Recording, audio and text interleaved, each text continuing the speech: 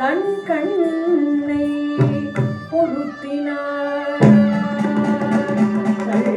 கண்ணை பொருத்தினார்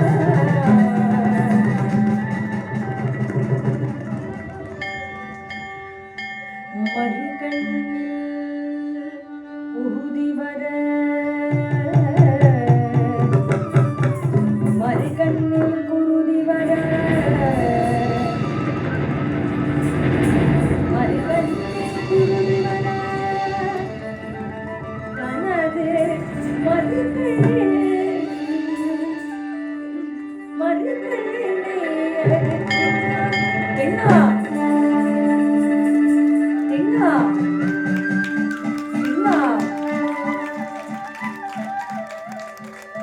சிவன் பிரத்யக்ஷமாகி கண்ணப்பா என்றழைத்து கரத்தை தடுத்தார். மறைந்த கந்தனர் வெளிப்பட்டு என்ன இறை பக்தி பாசம் தன்னிரு கண்களை இழக்க முயன்ற இவரே கண்ணப்பனார் என்று பணிந்து வழங்கினார். கண்ணப்பனார் என்று பணிந்து வழங்கினார். கண்ணப்பனார் என்று பணிந்து வழங்கினார்.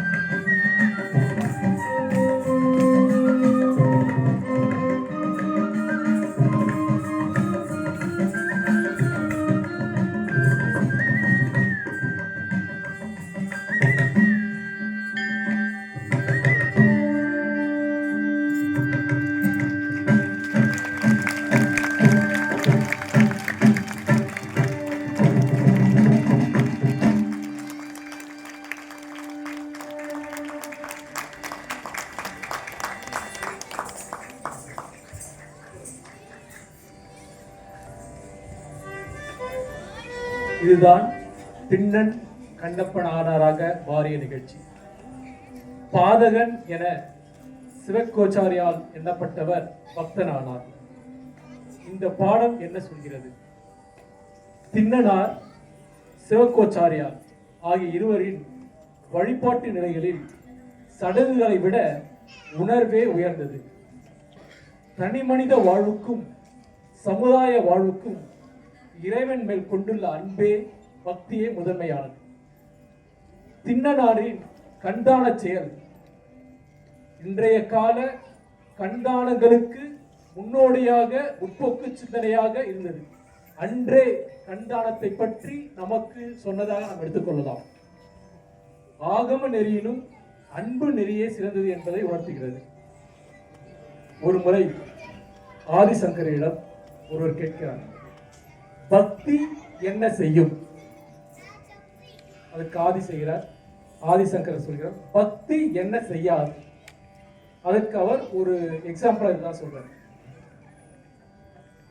திண்ணன் வாயிலில் இருந்து உமிழ்ந்த நீர் சிவபெருமானுக்கு எப்படி இருந்ததுன்னா கங்கை நீரை விட தூய்மையா இருந்தது. அவர் கொடுத்த மலர்கள் கற்பக மலரை விட சிறந்ததா இருந்தது.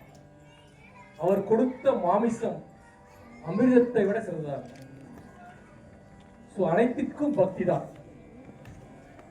படித்து வருவதல்ல கலை, பக்தியினால் வருவது. அதுக்கு நம்ம நிறைய உதாரணம் சொல்லலாம். நம்முடைய மாண்புமிகு முன்னாள் முதலமைச்சர் டாக்டர் செல்வி ஜெயலலிதா அவர்கள் நம்முடைய குரு இந்திராராஜர் அவரிடம் நடனம் கற்றுக்கொண்டார். ஒரு முறை ஒரு பணி நிமித்தமாக குரு இந்திராராஜன் அவர்கள் அவங்க ஆபீஸ்க்கு போறாங்க. ஆபீஸ்னா செக்ரட்டேரியட். அவங்க வெயிட் பண்றாங்க.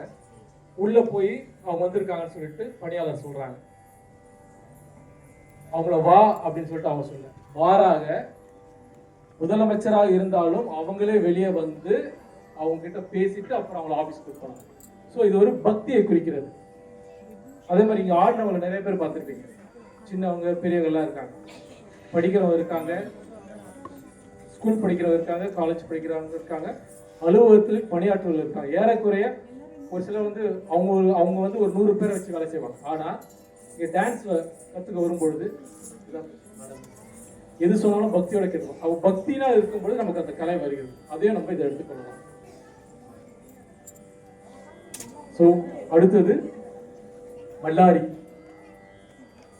இந்த நேரத்தில் நமக்கு உதவி செய்த நம்முடைய ஸ்பான்சர்ஸ்க்கு நன்றி செலுத்துவோம்.